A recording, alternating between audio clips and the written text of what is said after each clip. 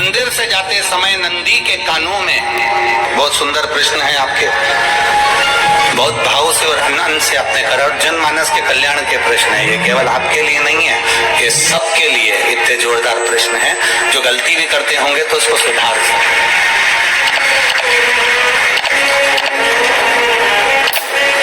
आपने कहा कि नंदी के कानों में कहना चाहिए, लोग हंसते हैं, कहते हैं बताओ वो नंदी के कानों में भगवान को कहना चाहिए। वैसे तो हम आपको एक बात बता दें कि दुनिया के लोग किसी दूसरे धर्म की कभी हंसी नहीं उड़ाते। दुनिया के लोगों को दूसरे का धर्म अच्छा लगता है।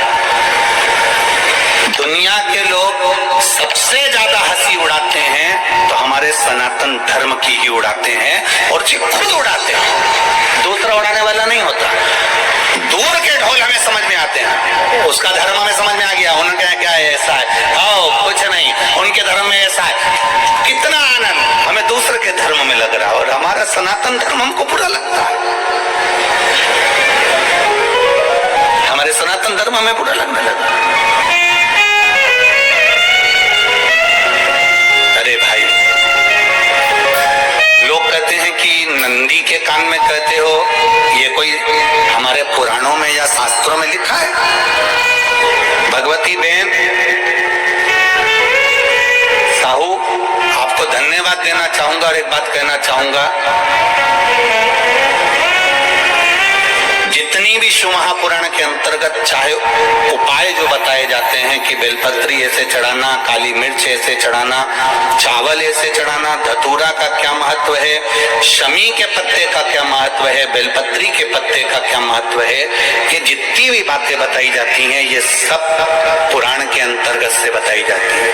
अब दुनिया के लोग इसको चाहे टोटका कह दें, चाहे दुनिया के लोग इसे टोना कह दें, पर पुराण से हटकर कुछ नहीं।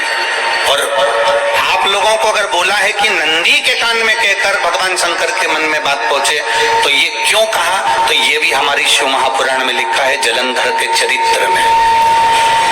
कोई आपसे कहे कि नंदी के कान में बोलने से क्या होता है, ये जलंधर का चरित्र कह रहा है। माँ पार्वती जी का हस्त कमल पकड़कर जलंधर लेकर जाने लगा।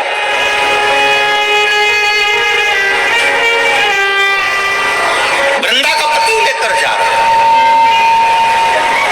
वृंदा तो भगवान की भक्ति में लीन रहती थी, उसको तो जलंधर को सबसे ज्यादा तकलीफ थी नारायण से, पर शिव के पास आ गया, क्योंकि ईर्षा प्रवृत्ति अभी कथा में कहा, कोई ऐसा होता है जिसको तुमसे देर नहीं होता तो भी अंदर से ईर्षा जाग जाती है, कोई ऐसा होगा जिसको अंदर से ईर्षा जागती है, अपने आप अंदर से ईर्षा जागती है, उसका कोई भेद नहीं, पर ईर्षा जागती है, भीतर से ईर्षा जागती है। ना आप उससे मिले हो, ना कभी वो आप उसके सामने बैठे हो। कई लोग किसी ना किसी की बुराई करते हैं तो हम लोग पूछ भी लेते हैं, क्यों साहब उनसे मिलकर आए हो क्या तुम? कभी नहीं मिल किया, कभी उनका सामना हुआ नहीं हुआ, तो फिर बुराई क्यों कर रहा? एक ने कर दी थी इसलिए हमारे ध्यान में था तो हमने भी कर दी। लो, वो कुआं में डूब के मरेगा तो तू भी मरेगा का? नहीं। नंदी सामने बैठा है, गणेश जी को मालूम पड़ गया, कार्तिकेय को मालूम पड़ गया, माँ पार्वती जी का हस्त कमल जलंधर ने पकड़ लिया और लेकर चला। मालूम पड़ गया, तब नहीं रहा गया। गणेश जी को क्रोध आ गया और गणेश जी महाराज आए, शिव जी को जगाने लगे, पिताजी पिताजी पिताजी कर जगाया, उठो पिताजी, पिताजी उठिए, पिताजी जागिए, पिता को जगा रहे हैं। भगवान शंकर नहीं उठे, तप में लीन थे। क्या करें हम? जलंधर के पास में इतना बल है, इतना बल है, और पिता की आज्ञा नहीं होगी तो हम कैसे मार देंगे इसको? मारने को तो मार दें। माँ ने आज्ञा करी थी कि जलंधर उसको तारकासुर को मार दो, तो कार्तिकेय ने तारकासुर को मार दिया। शिव जी की आज्ञा नहीं तो हम इसको कैसे मारें? क्या करें? सब कुछ गणेश जी ने देख लिया, शंकर जी के ऊपर बहुत बहुत बहुत बहुत प्रार्थना कर कर देख ली, पर शंकर जी नहीं जागे। तब आखिरी में विनायक ने, गणेश ने, जितने लोग आस्था चैनल पर कथा सुन रहे हैं, जितने लोग फेसबुक यूट्यूब पर कथा सुन रहे हैं, इस बात को याद रखना कि नंदी के कान में कहने से क्या होता है वो इस कथा से सीख लेना। आखिरी में गणेश जी को लगा किसको कहूं, शंकर जी भी तप में है, नंदी भी तप में है, मैं किसको कहूं? शिव जी को कह के कर थक गया, पिताजी को बोल बोल कर थक गया, पिताजी जागते नहीं। अब मैं किसको कहूं ये बात, किससे कहूं?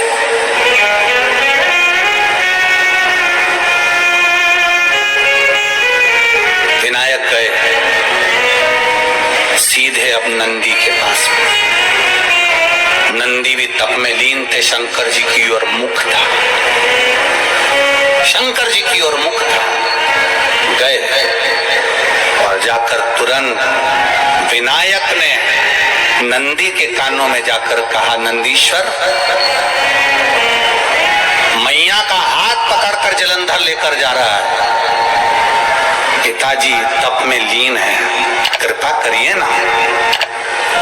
बस केवल नंदी के कान में कहा, गणेश जी दूर हट गए। नंदी के कान में कहा, शंकर जी के नेत्र खुल गए, शिव जी के नेत्र खुल गए। ध्यान देना जरा, इस शिव महापुराण की, आशुतोष शिव महापुराण की कथा, जो कथा यहाँ कही जा रही है, यह कथा पहले के चरित्रों में सुनने को नहीं मिली होगी। जरा ध्यान देना इस संवाद पर, जितने लोग आस्था चैनल पर, जितने फेसबुक यूट्यूब पर सुन रहे हैं। सनातन धर्म की हंसी उड़ाने वाले कह देते हैं नंदी के कान में कहने से क्या होता है, नंदी के सामने जाकर बोलने से क्या होता है, नंदी के पास बैठकर बोलने से क्या होता है, नंदी के पास बैठकर शंकर जी का मात्र दीदार करने से क्या होता है, दर्शन करने से क्या होता है। वो अच्छे से समझ लेना, जो लोग सनातन धर्म पर उंगलियां उठाते हैं, वो अच्छे से समझ ले इस बात को।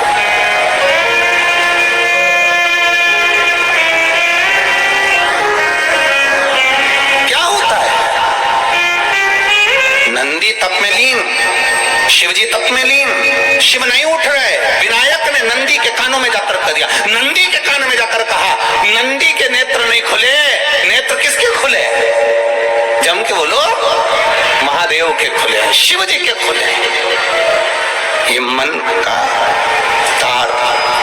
नंदी शंकर की आराधना कर रहे थे, शिव अपनी भक्ति में डूबे थे। यहाँ कहा, यहाँ पहुंचा, जो दिल में था उस तक बात पहुंच गई। नंदी के दिल में शिव थे, तुम कहे, नंदी ने शंकर तक बात पहुंचा दी। वो सूत्र जो बंधा था दिल से दिल तक का, वो पहुंच गया। वो सूत्र जो दिल से दिल तक बंधा हुआ था, मन से बंधा हुआ था, खबर वहां तक पहुंच गई, खबर पहुंच गई। उसको जानो, लुटाइए, ये मौका मिला है आनंद का, दिल से प्रेम लुटाओ। नंदी से कहा, नंदी ने देवादिदेव महादेव से नहीं कहा, केवल नंदी आंख बंद कर बैठे थे। कहते से ही भगवान गणेश के शब्द शिव जी तक पहुंच गए, शिव जी के नेत्र खुल गए और उन्होंने जलंधर के पास पहुंचकर पार्वती जी का हस्त कमल छुड़वाया। जरा विचार करिएगा, आप नंदी से कहते हो मेरे महादेव तक बात पहुंच जाती है, आपको केवल नंदी से प्रेम से कहना है, नंदीश्वर मेरे बाबा, हे मेरे बाबा, आप रोज शिव जी को लेकर भ्रमण पर निकलते हो, मुझे बहुत दुख है, आप मेरे दुख को मिटाने के लिए मेरे दरवाजे पर क्यों नहीं आते?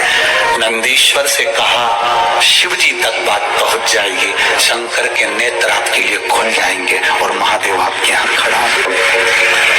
मेरा महादेव आपके पास में खड़ा होगा।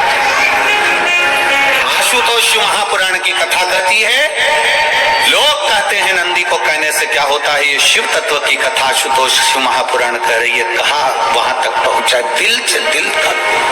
जो भगवान नंदी के कानों में कुछ कहकर बोले हो, कभी सीधे बोल देते हो क्या जाकर?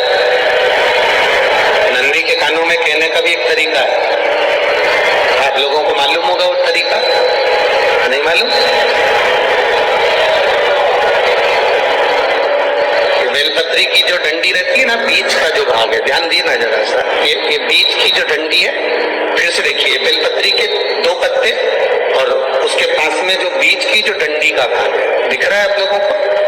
ये 2 डंडी, ये बीच की 2 पत्ती, उसके बीच में जो 2 डंडी का भाग होता है। जब हम देवाधिदेव महादेव से कोई बात कहने वाले होते हैं ना कि बाबा बहुत दुखी हूँ, बाबा बहुत तकलीफ चल रही है, बाबा मैंने कंपटीशन एग्जाम में परीक्षा दी है, बाबा मेरे जीवन में ये तकलीफ हो रही है, बाबा, तब इस बेलपत्री की जो ये डंडी होती है, इस उंगली से, इस अंगूष्ठ से इस डंडी को पकड़ा जाता है और बाबा के कर्ण में कहने से पहले ये हाथ को नंदी के ऊपर रखकर फिर हम बाबा के नंदी के कानों में कहते हैं और चलते समय इस बेलपत्र को अशुभ सुंदरी की जगह पर चढ़ाकर वापिस सजाते हैं। देव अधिदेव महादेव को पार्वती की बात मानना ही पड़ती है और वो कहना ही, ये बेलपत्र की महत्व, ये जितना फल एक बेलपत्र की पत्ती में उतना कि उतना फल, हम आपसे फिर कहेंगे, कभी मौका मिल जाए जिंदगी में, कभी तुम्हारे जीवन में अगर मौका मिले और कहीं बेलपत्री का वृक्ष मिल जाए जिसकी छांव तुम्हारे ऊपर पड़ रही हो, तुम्हारे ऊपर अगर बेलपत्री की छांव पड़ रही हो, उसके नीचे बैठकर कभी मौका मिले, एक बेलपत्री का पत्ता मात्र रखकर आप शिव जी का नाम लेकर जल भी अगर समर्पित कर रहे हो ना, तो वो 12 ज्योतिर्लिंग को जल चढ़ाने के बराबर फल प्रदान करे। एक बेलपत्री का पत्ता, एक बेलपत्री का वृक्ष, एक बेलपत्री के वृक्ष की छांव हमारे जीवन को कृतार्थ कर देती है, धन्य कर देती है। श्री शिवाय नमस्तुभ्यम। आज की कथा में पंडित प्रदीप मिश्रा जी ने कितने अच्छे तरीके से हम लोगों को समझाया कि जब हम नंदी महाराज के कान में अपनी मनोकामना कहते हैं तो हमें किस तरीके से वह अपनी मनोकामना कहनी है और किस तरीके से शिवजी महाराज तक अपनी बात को पहुंचाना है। तो आप भी उसी तरीके से अपनी मनोकामना पूर्ति के लिए नंदी महाराज के कान में बात कहकर शिवजी तक पहुंचाइए।